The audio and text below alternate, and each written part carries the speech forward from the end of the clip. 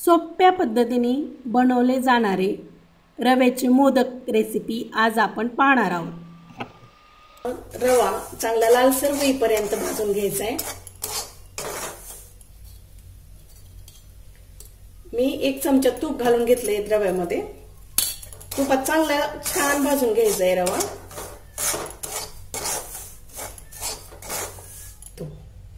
आता मी कढई खाली उतरून घेते गॅसवरून। आपण आता कढई खाली उतरून घेतली आहे। रवा छान लालसर भाजून घेतलेला आहे। आता ह्याच रव्यामध्ये 1 वाटी पिठी साखर घालून घ्यायची,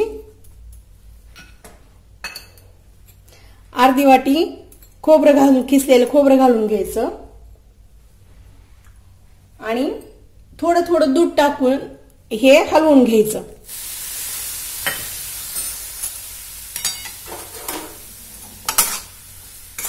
दूध आपल्याला जसं लागेल तसं घालून घ्यायचंय। मी आणखीन दूध टाकून घेतेय आणि चांगलं हलवून घेतेय। आता विलायची पूड त्याच्यात टाकून घेऊया आणि चांगलं हलवून घेऊ।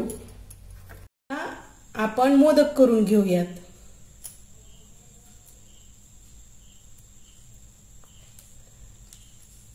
हे मोदक खालून पण असं सारण भरून घ्यायचं ह्याच्यामध्ये।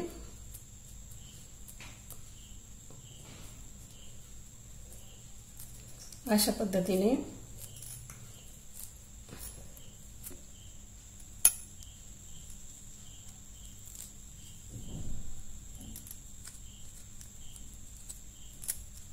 आपला पहिला मोदक तयार। आपले सगळे मोदक करून तयार आहेत।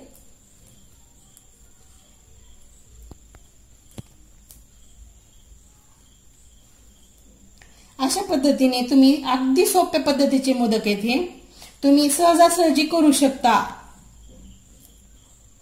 आणि गणपती बाप्पाला याचा नैवेद्य दाखवू शकता।